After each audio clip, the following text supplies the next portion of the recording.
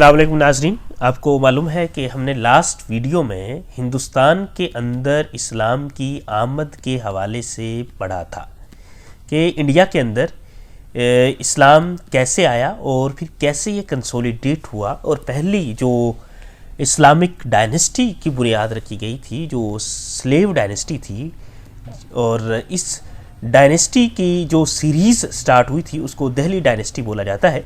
Slave dynasty का and होता है 1290 में और 1290 तक हमने पढ़ लिया था। अब 1290 में खिलजी डायनेस्टी आ जाती है। खिलजी डायनेस्टी से 1857 तक जब मुसलमानों का हिंदुस्तान में हुकूमत का ख़ात्मा हो जाता है तब तक हम इस वीडियो के अंदर पढ़ेंगे।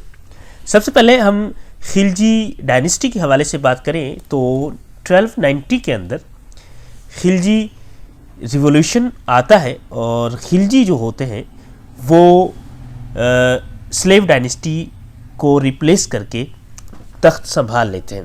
खिलजियों में जलालुद्दीन खिलजी मेनली उनका पहला हुक्मरान होता है। जलालुद्दीन खिलजी एक्चुअली जो सैयद डायनेस्टी के लास्ट हुक्मरान थे उसके हेल्प कर रहे थे, उसके एक नायब के तौर पे हुआ करते थे, लेकिन मोस्टली कंट्रोल इनके पास आ जाता है और उनकी डेथ हो जाती है और जलालुद्दीन खिलजी टोटल सिस्टम को संभाल लेते हैं। जलालुद्दीन खिलजी बहुत सॉफ्ट हार्टेड पर्सन थे और उन्होंने कोई ज़्यादा एक्सपेंशन नहीं की, लेकिन होता यह है कि इनका भतीजा भी और इनका दामाद भी अलाउद्दीन खिलजी जो होता है वो कत्ल कर देता है। होता यह है कि देवगिरी का इलाका अलाउद्दीन खिलजी फतह करता है और इस इलाके की मुबारकबाद के लिए अपने चचा जलालुद्दीन खिलजी को, जो कि उस टाइम पे हुक्मरान होते हैं खिलजी डायनेस्टी के, उनको बुलाते हैं, मुबारकबाद वसूल करते हैं और उनसे बातचीत करते हैं और इस जगह पे वो इनको कत्ल कर देते हैं। जलालुद्दीन खिलजी को कत्ल करते हैं और बाकी जर्नैलों को ये देवगिरी से जो मालो दौलत लूटा था उसको दे के अपने साथ मिला लेते हैं और जो इनके साथ नहीं मिलता उनको कत्ल करते जाते हैं। यूँ अलाउद्दीन खिलजी डायनेस्टी के दूसरे हुक्मरान बनते हैं और इनकी डायनेस्टी 1296 से 1236 तक रहती है। ये बड़े रुथलेस किस्म के हुक्मरान थे और इन्होंने एक्सपेंड किया अपनी डायनेस्टी को और ख़ासकर मंगोलों से बड़ी हद तक इन्होंने महफूज रखा हिंदुस्तान के बॉर्डर को। इनके एक जनरल होते थे ज़फ़र खान, उन्होंने इस काम में इस हवाले से कारनामे सरंजाम दिए कि मंगोलों को इंडिया में दाखिल नहीं होने दिया और काफ़ी हद तक इनकी जो डायनेस्टी सी फैल गई थी। 1236 तक अलाउद्दीन खिलजी ने ये किया। अलाउद्दीन खिलजी ने और इसके बाद आने वालों ने तो कम एक्सपेंशन की थी, लेकिन इसने गुजरात को मिलाया, रणथंबोर को मिलाया और इसके अलावा चित्तौड़ को अपने साथ मिला लिया, मालवा को मिलाया, एक्सपेंड किया, मतलब किसी पे कब्जे किए और किसी को वैसे फैलाया। ये सारे इलाके आपको जो यहाँ पे नज़र आ रहे हैं, इन इलाकों में इसकी हुकूमत फैल गई थी। इसने कुछ रिफॉर्म्स इंट्रोड्यूस करवाई जो बड़ी अहमियत की हामिल है और उनमें एक तो ये कि उसने प्राइस कंट्रोल को बड़ा स्ट्रिक्टली काबू में रखा और इन्फ्लेशन को बड़ा अच्छी तरीके से कंट्रोल किया। इन्फ्लेशन को कंट्रोल करके इसने अपनी मिलिट्री को सपोर्ट किया। मिलिट्री को एक बहुत बड़ी मिलिट्री इसने तैयार की और इस मिलिट्री को मंगोलों के ख़िलाफ़ स्पेशली लगाया जो सेंट्रल एशिया से यहाँ पे अटैक करते रहते थे। मंगोलिया ऊपर मौजूद है, आपको मालूम है कि वहाँ से यहाँ पे इंडिया के अंदर अटैक करते रहते थे। इसके अलावा इसने फ्यूडल जागीरदारी का सिस्टम यहाँ पे जो मौजूद था उसको डिसमेंटल किया और एक प्रॉपर ब्यूरोक्रेटिक स्ट्रक्चर इम्पोज किया।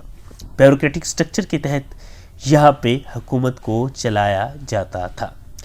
ये था इसका दौर, लेकिन जब अलाउद्दीन खिलजी की डेथ हो जाती है इसके बाद जो खिलजी डायनेस्टी के हुक्मरान आते हैं वो बड़े इनकम्पिटेंट किस्म के होते हैं और एंड पे जाके एक हिंदू रूलर खिलजी डायनेस्टी में आ जाता है जिसका नाम खुसरू शाह होता है। वो 1 साल के लिए रहता है।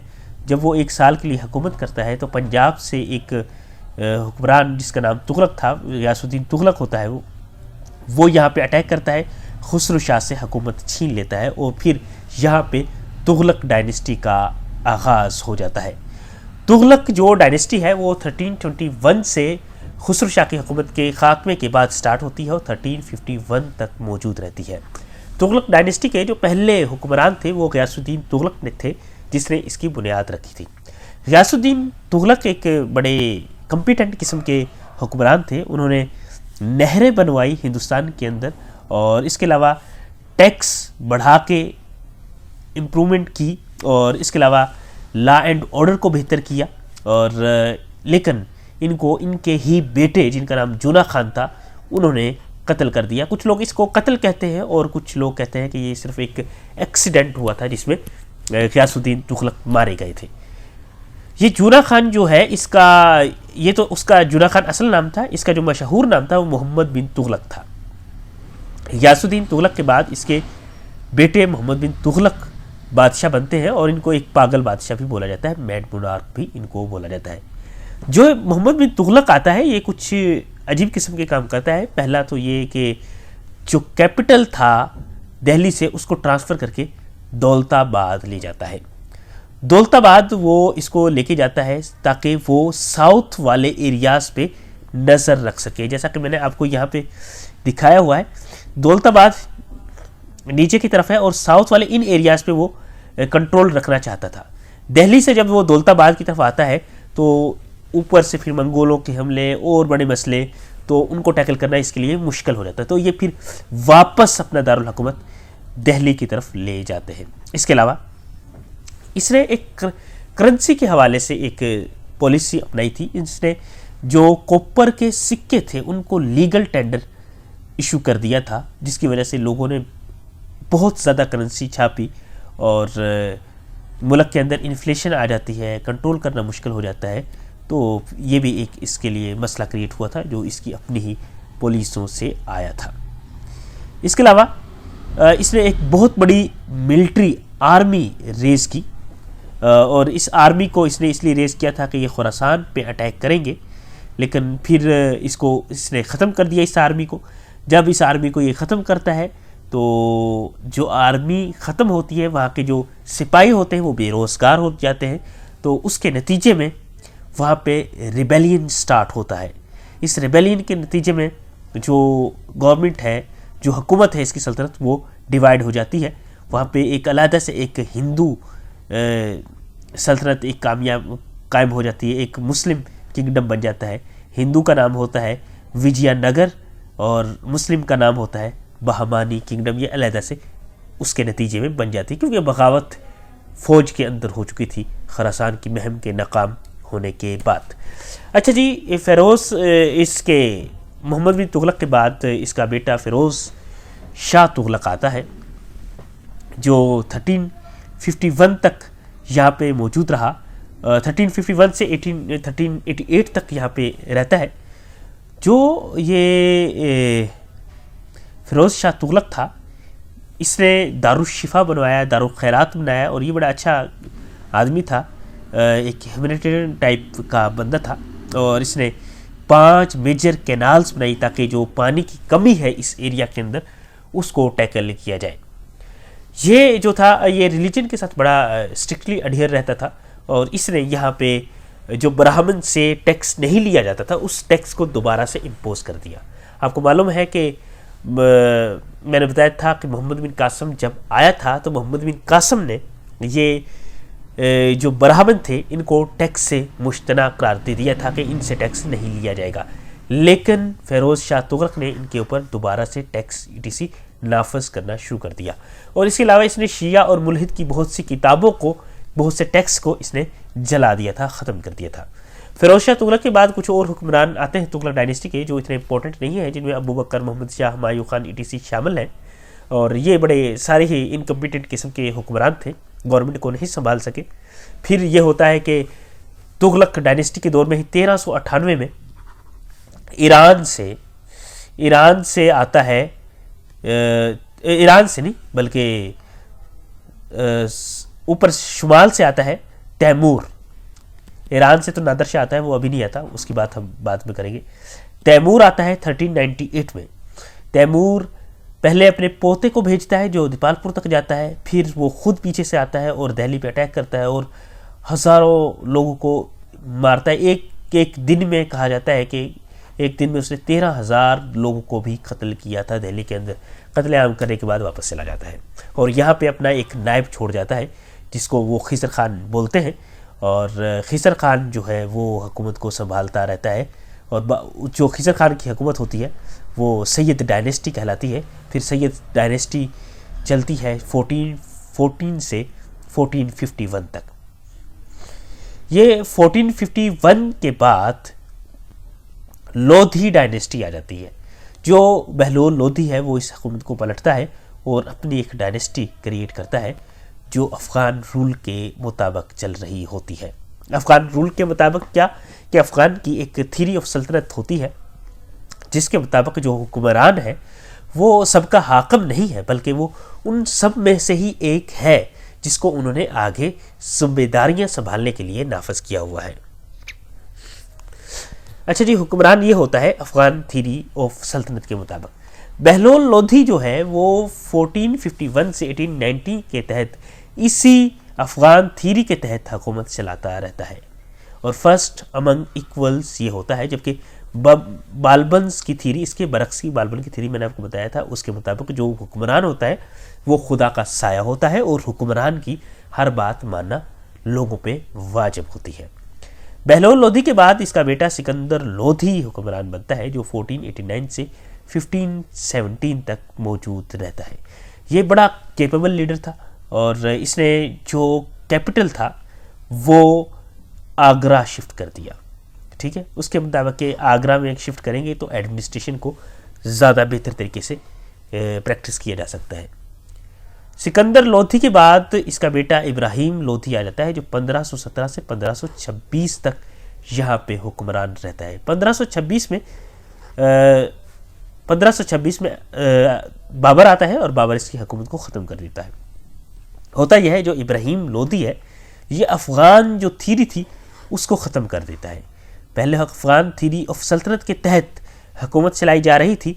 जब ये इस थ्योरी को ख़त्म करता है, इस रूल को ख़त्म करता है, तो इसके जो नोबल्स होते हैं, इसके जो करीबी लोग होते हैं, पावरफुल लोग होते हैं और इसकी फैमिली होती है वो इससे दूर हो जाते हैं, इससे इख्तलाफ करना शुरू कर देते हैं और इनमें से बहुत से लोग अफ़गानिस्तान जाते हैं। अफ़गानिस्तान में बाबर की हुकूमत होती है, बाबर से मिलते हैं और बाबर को इनवाइट करते हैं कि वो हिंदुस्तान के ऊपर अटैक करें।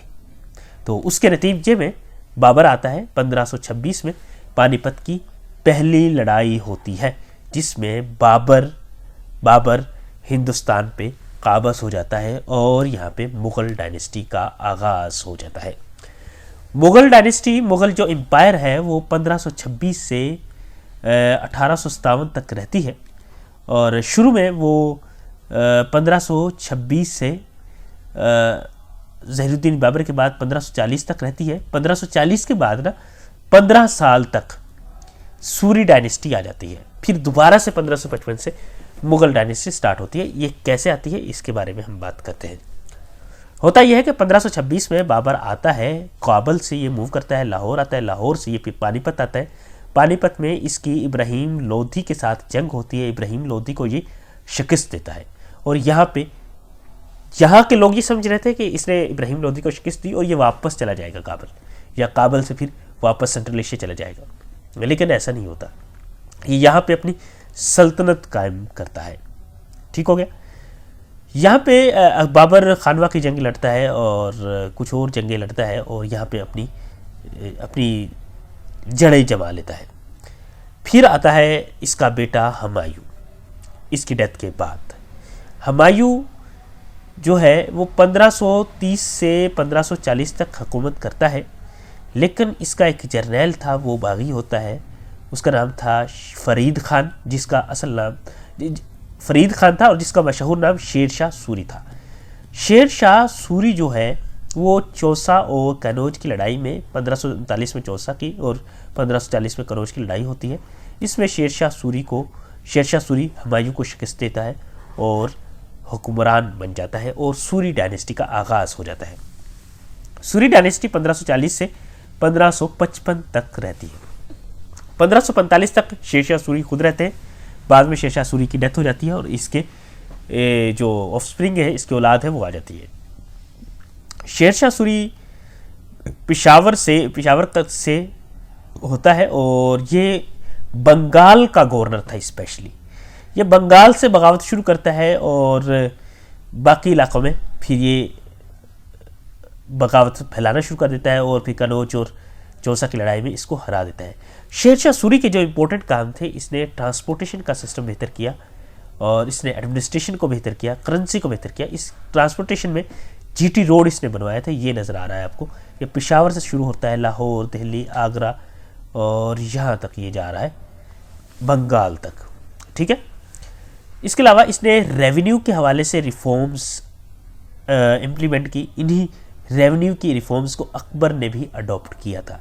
अकबर ने भी रेवेन्यू की रिफॉर्म्स को इम्प्लीमेंट करने के लिए टोडरमल पाहट को ही चूज़ किया था। टोडरमल पाहट ने ही ये काम शेरशाह सूरी के लिए किया और उसी ने ही ये अकबर के लिए किया था। फिर क्या होता है कि शेरशाह सूरी की जो औलाद थी 1555 तक, वो बड़ी नाअहल हो चुकी थी, इनकम्पिटेंट थी।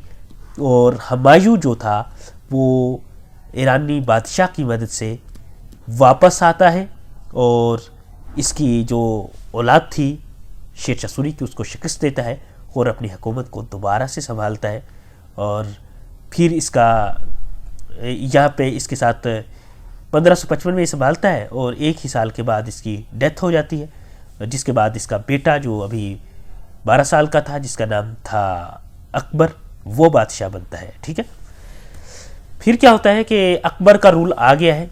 अकबर का रूल बड़ी अहमियत का हामिल है क्योंकि अकबर आते ही इसकी पहली जंग होती है हिमू बकाल से, जो एक हिंदू था। एक बहुत बड़ी इसने पावर कंसोलिडेट कर ली थी हिंदुस्तान के अंदर और हो सकता था कि ये मुसलमानों का रूल का ख़ात्मा कर दे हिंदुस्तान से। लेकिन सेकंड पानीपत की जंग होती है अकबर की और अकबर अपने एक मशहूर जनरल बैरम खान की मदद से इसको शिकस्त देता है और हिंदुस्तान पे अपनी मजबूत हुकूमत को कायम रखने में कामयाब हो जाता है। अकबर एक काम करता है कि वो एक जासूसों का स्पेशल निज़ाम बनाता है। एक तो वो जासूस वैसे बनाता है, फिर इन जासूसों के ऊपर जासूस बनाता है। एक जासूस बनाए चीज़ों को देखने के लिए और इन जासूस को चेक करने के लिए आया कि ये जासूस ठीक काम कर रहे हैं या नहीं। इनके ऊपर मज़ीद जासूस लगा देता है जिनको ये हाराकार्स बोलते हैं। जो अकबर था ये था तो मुसलमान शुरू में, लेकिन ये हिंदुस्तान के अंदर एक सेकुलर स्टेट का निफास लेके आता है। ये जिजिया और टैक्स ईटीसी को ख़त्म कर देता है। ये राजपूतों के साथ और हिंदुओं के साथ, बाकी हिंदुओं के साथ मैट्रीमोनियल अलाइंसेस बनाता है, शादियां करता है। आपने जोधा अकबर देखी होगी, उसका ड्रामा देखा होगा। जोधा अकबर भी एक मिलिट्री अलाइंस था जो अकबर ने राजपूतों के साथ बनाया था। इसके अलावा ये इबादत खाना बिल्ड करता है और वहाँ पे सारे मज़हब के लोगों को इबादत करने की इजाज़त देता है और इस तरह से फिर ये दीन इलाही प्रमोट करता है हिंदुस्तान के अंदर इसमें, ताकि वो लोगों को, सारे मज़हब के लोगों को यूनाइट कर सके। ये ख़ुद भी नमाज़ भी पढ़ा करता था और बुतों की पूजा भी किया करता था। ख़ुद भी इस तरह से ये सिस्टम को चला रहा था, ख़ुद भी हर मज़हब को ही की पैरवी कर रहा था। इसके अलावा अगर हम इसकी एडमिनिस्ट्रेशन को देखें तो इसने मनसबदारी सिस्टम इंट्रोड्यूस करवाया। इसने सिविल और मिलिट्री के रैंक को मर्ज किया। इसके अलावा फाइनेंस के हवाले से देखें तो इसने टोडरमल पाहट, जिसका मैंने पहले बात किया, जो शेरशाह सूरी के अंडर काम किया करता था, उसको बुलाया और उसने रेवेन्यू सिस्टम को स्टैंडर्डाइज किया। इसके अलावा इसको हर काम में मशवरा देने के लिए इसने 9 मशहूर, 9 अक्लमंद लोगों को रखा हुआ था। इनमें अबुल फजल था, मुल्ला दो प्याजा था, मान सिंह था, इस तरह के कुछ 9 लोग थे। फैज़ी टीसी था जो शायर थे, वो इसको मशावरत दिया करते थे। अकबर के बाद अकबर ने चूँकि दीन इलाही फैलाया था और दीन इलाही की वजह से जो मुसलमानों की जो इस्लाम का जो हिंदुस्तान के अंदर कंसोलिडेशन थी वो एक तरह से ख़राब हुई। तो फिर जहांगीर इसका बेटा हुक्मरान बनता है। इसकी डेथ के बाद जहांगीर जो है वो दीन इलाही को ख़त्म करता है और यहाँ पे एक सजदा ताज़ीमी का नफाज ये स्टार्ट कर देता है कि जो लोग होते हैं वो इस बादशाह को सजदा करें और इससे लोगों को बहुत इख्तलाफात होते हैं। इसके हवाले से और दीन इलाही के हवाले से शेख अहमद सिरहिंदी खड़े होते हैं। शेख अहमद सिरहिंदी के हवाले से हम एक दूसरा लेक्चर इंशाल्लाह रखेंगे, उसमें इन सब के हवाले से बात करेंगे। जहांगीर वो बंदा था जिसके दौर में ईस्ट इंडिया कंपनी हिंदुस्तान के अंदर आती है 1608 में, और 1612 में जहांगीर एक फरमान देता है जिसके तहत ईस्ट इंडिया कंपनी को हिंदुस्तान में आज़ादाना तौर पर तजारत करने की इजाज़त मिल जाती है। जहांगीर जो है 1627 तक यहाँ पे मौजूद रहता है। 1627 के बाद शाहजहां की हुकूमत आ जाती है। शाहजहां 1627 से 1658 तक रहता है। शाहजहां एक बिल्डर टाइप बंदा था। बिल्डर मतलब कि बिल्डिंगें बनाने वाला, और इसने हिंदुस्तान के अंदर ताजमहल बनवाया। उस्ताद ईसा आर्किटेक्ट ने ये एक्चुअली बनाया था। रेड फोर्ट इसने शाहजहानाबाद में बनवाया। इसने शीश महल बनाया। इसने जामे मस्जिद ठट्टा को बनाया, और इसने इस तरह की बहुत सी बिल्डिंग्स को यहाँ पे बनाया था। और अगर हम देखें तो इसके बाद ये होता है कि इसके आखिरी दिनों में 1658 में ये बीमार पड़ जाता है। जैसे ही बीमार पड़ता है तो इसके जो चारों बेटे थे मेन, उनके दरमियान लड़ाई शुरू हो जाती है, जिनमें दारुशिको, औरंगज़ेब, शुजा और मुराद थे। ये आपस में लड़ना शुरू कर देते हैं। ये बगावत फैलती रहती है, और फिर ये होता है कि जो औरंगज़ेब है वो बाकी तीनों को शिकस्त देता है। और जैसे ही वो शिकस्त देता है तो वो न सिर्फ चारों को, कुछ को मार देता है, कुछ को कैद में डाल देता है, और अपने बाप को भी वो 8 साल के लिए जेल में डाल देता है। जेल में डालता है वो रेड फोर्ट के अंदर ही, जो शाहजहां ने ही बनाया था, उसके बाप ही ने बनाया था। 8 साल के तक वो वहाँ पे रहता है, और फिर उसकी वहाँ पे डेथ हो जाती है। जब औरंगज़ेब की हुकूमत आती है, औरंगज़ेब के दौर में हिंदुस्तान का एक्सपेंशन, जो मुग़ल सल्तनत है उसका एक्सपेंशन मैक्सिमम हो जाता है। तकरीबन पूरे हिंदुस्तान में इसका असर व रसूख फैल जाता है। औरंगज़ेब आने के बाद दोबारा से जजिया जो ख़त्म हो चुका था उसको नाफज करता है, जो अकबर ने ख़त्म किया था। टेम्पल्स को डिस्ट्रॉय करता है, और राजपूत से अलाइनेट होता है, जिसको अकबर बादशाह ने अलाइन किया था, उनसे अलाइनेट होता है, ख़त्म करता है उनसे ताल्लुकात। ज़्यादातर काफ़ी हद तक कुछ ही ताल्लुकात रखता भी है बरकरार, कुछ ख़त्म कर देता है। और इसके नतीजे में बहुत से लोग जो मौजूद थे, बहुत से ग्रुप्स मौजूद थे, वो उठ खड़े होते हैं और इसके ख़िलाफ़ बगावत करते हैं। मराठे उठ पड़े होते हैं, सिख उठ पड़ते हैं। सिख यहाँ पे 5 केस बनाते हैं। 5 केस इनकी मजहबी कुछ निशानियाँ हैं जिनके बेस पे वो अपने आप को अलहदा तस्वर करते हैं, एक अलहदा कौम के तौर पे शो करते हैं। सिख खड़े होते हैं, मराठे खड़े होते हैं। फिर एंड के दिनों में जब औरंगज़ेब का दिन आखिरी वक्त चल रहा होता है, तो ये दक्कन की तरफ मूव करता है उस इलाके को फतह करने के लिए। लेकिन उसकी वजह से इसको अच्छा खासा नुकसान उठाना पड़ता है, और जागीरदारी क्राइसिस यहाँ पे आ जाता है, और इसकी डेथ हो जाती है। मतलब वापस तो आ जाता है, कामयाब नहीं होता, लेकिन नुकसान हुकूमत का बहुत हो चुका है दक्कन में। तो जब ये वापस आता है तो इसकी कुछ ही अर्से बाद डेथ हो जाती है, और डेथ होते ही जो इसके बाद के 17 जानशीन थे वो आपस में लड़ना शुरू कर देते हैं। इसका एक ये मसला था कि इसने अपने जानशीनों की तरबियत उस तरह से नहीं की थी कि वो हुकूमत को संभाल सकें। ये उनको दरबार में ख़ास तरह आने ही नहीं देता था, जैसे बाकी बादशाह आने देते थे, तो उनको पता भी नहीं था कि हुकूमत को कैसे संभाला जाता है। वो 17 आपस में लड़ते हैं, और लड़ते लड़ते ख़त्म हो जाते हैं एक तरह से। और एक जो बाद में हुक्मरान बनते हैं वो बड़े इनकम्पिटेंट किस्म की हैं। बाद में वार्स चलती रहती हैं आपस में, और सक्सेशन ऑफ वार्स काफ़ी अरसे तक चलती है। और बहादुर शाह 1 से लेकर आलमगीर 2 तक ये जंगें चलती हैं, और एक तरह से वैक्यूम मौजूद रहता है पावर का, कि असल पावर किसके पास है ये पता नहीं होता। फिर क्या होता है कि फ़ारूक सय्यार जो इसी की औलाद में से था, वो उस हुक्मरान था, वो 1717 में एक फरमान जारी करता है जिसके थ्रू वो मज़ीद फ्री ट्रेड के राइट्स प्रोवाइड करता है इनको, ईस्ट इंडिया कंपनी को। ईस्ट इंडिया कंपनी 1717 में अपना रसूख बढ़ाना शुरू कर देती है। पहले भी बढ़ा रही थी, लेकिन फिर ज़्यादा स्पीड से बढ़ानी शुरू कर देती है। फ़ारूक सय्यार का इलाज किया था किसी ब्रिटिश ने, तो उसके इनाम के तौर पे वो इनको ये इजाज़तें दे रहा है। अच्छा जी, फिर क्या होता है कि 1739 में नादर शाह ईरान से आता है और दिल्ली पे पे हमला करता है, दिल्ली को लूटता है, यहाँ से पीकॉक थ्रोन को चुराता है और लेके वापस ईरान चला जाता है। इसके अलावा फिर 1761 में यहाँ पे अहमद शाह अब्दाली को बुलाया जाता है, शाह वली अल्लाह बुलाते हैं, शाह वली अल्लाह रहमतुल्लाह बुलाते हैं। उसके हवाले से भी हम बात करेंगे, लेकिन अभी ये बता रहा हूँ कि किस तरह से ये वक्त गुजरा था।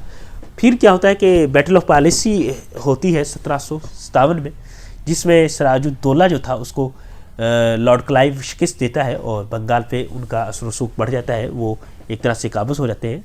फिर बैटल ऑफ बक्सर होती है। बैटल ऑफ बक्सर में मुग़ल एम्पर शाह आलम, नवाब फौद और मीर कासिम एक साइड पे होते हैं और ईस्ट इंडिया कंपनी दूसरी साइड पे होती है। ईस्ट इंडिया कंपनी इन तीनों को शिकस्त देती है। अब इसके नतीजे में इनको एक ट्रीटी का साइन करना पड़ता है ईस्ट इंडिया कंपनी से, जिसको ट्रीटी ऑफ इलाहाबाद कहते हैं। इसके नतीजे में ट्रीटी ऑफ इलाहाबाद के नतीजे में जो ईस्ट इंडिया कंपनी है इसको दीवानी राइट्स प्रोवाइड किए जाते हैं कि रेवेन्यू सारा etc. east India company collect करेगी इन इलाकों से। अच्छा जी, ये तो था कि ईस्ट इंडिया कंपनी का सिस्टम चलता रहा, ईस्ट इंडिया कंपनी का असर रसूख बढ़ा। लेकिन यहाँ पे मैं थोड़ी सी बात करूँगा कि जब तक मुसलमान हुक्मरान रहे हिंदुस्तान में, तो हिंदुस्तान में इस्लाम फैलता रहा।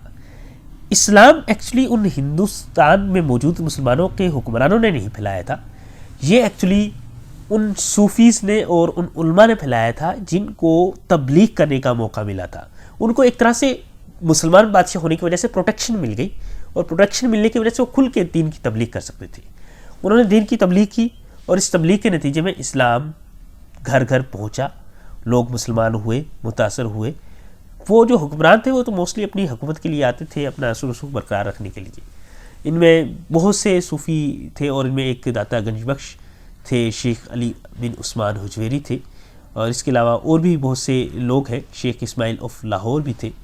इनमें से हर एक ने अपना अपना तरीक़ेकार अपनाया, लेकिन एंड गोल इनका यही था कि इस्लाम फैलाना। अब मैं बात कर रहा था कि ईस्ट इंडिया कंपनी को अच्छा खासा असर रसूख मिल गया बक्सर के बाद, और जब उसने इलाहाबाद ट्रीटी साइन कर लिया 1765 में, उसके बाद ये फिर डिफरेंट इनके हुक्मरान आते रहे ईस्ट इंडिया कंपनी के, और उनका असर रसूख बढ़ता रहा। उसकी डिटेल में मैं अभी नहीं जाऊंगा, उसको हम इंशाल्लाह बाद में फिर कभी देखेंगे। फिर 1857 तक ये काम चलता रहता है, और 1857 के बाद 1857 में आखिरी बादशाह होता है बहादुर शाह ज़फ़र, उससे पहले अकबर शाह होता है। तो बहादुर शाह ज़फ़र अभी बादशाह था, तो वहाँ पे 1857 में मई 1857 में एक बगावत शुरू कर देते हैं हिंदुस्तान के लोग ईस्ट इंडिया कंपनी के तहत। तो वहाँ पे एक आज़ादी की जंग स्टार्ट होती है, जिसको अंग्रेज़ गदर कहते हैं, रिबेलियन कहते हैं, जबकि जो हिंदुस्तान के मुकामी लोग हैं इसको जंग आज़ादी बोलते हैं। 1857 में जंग आज़ादी होती है, और ईस्ट इंडिया कंपनी जो है वो इस जंग आज़ादी में ज़्यादा असला और ज़्यादा अच्छी स्ट्रेटजी रखने की वजह से इन लोगों पे काबज़ आ जाती है, मुकम्मल तौर पर हिंदुस्तान पे कब्ज़ा हासिल कर लेती है। जब ये मुकम्मल तौर पे कब्ज़ा हासिल कर लेती है ईस्ट इंडिया कंपनी, तो ये इक़्तिदार ब्रिटिश गवर्नमेंट को मुंतकिल कर देती है, और अब हिंदुस्तान ब्रिटिश के मुताबिक चलना शुरू हो जाता है। यहाँ तक हमने आज पढ़ाना था तो वो पढ़ लिया है। नेक्स्ट हम इंशाल्लाह जो रिफॉर्मर्स हैं, जिनमें शेख अहमद सरहिंदी है साहब हैं, और शाह वली अल्लाह है, सैयद अहमद शहीद है, और उसका नाम क्या है, सर सैयद अहमद ख़ान है, इनके हवाले से बात करेंगे। मज़ीद हम ईस्ट इंडिया कंपनी के हवाले से बात कर सकते हैं, इनको डिटेल पढ़ सकते हैं, लेकिन उनकी ज़रूरत नहीं है। वो उनमें से पेपर में क्वेश्चंस नहीं आते, ना ही पीएमएस के अंदर, ना ही सीएसएस के अंदर। जो मेन क्वेश्चंस आते हैं उनके हवाले से हम बात करेंगे। हाँ, हम बात करेंगे कि 1947 तक किस तरह से मुसलमान और हिंदुस्तान के बाकी लोग हिंदुस्तान की आज़ादी के लिए स्ट्रगल करते रहे, वो सारी चीज़ें हम डिस्कस करेंगे। ठीक है, यहाँ तक हमने एक दफ़ा पढ़ लिया है। यहाँ तक अगर आपका कोई क्वेश्चन हो तो वो आप कमेंट सेक्शन में पूछ सकते हैं। जज़ाकल्लाह।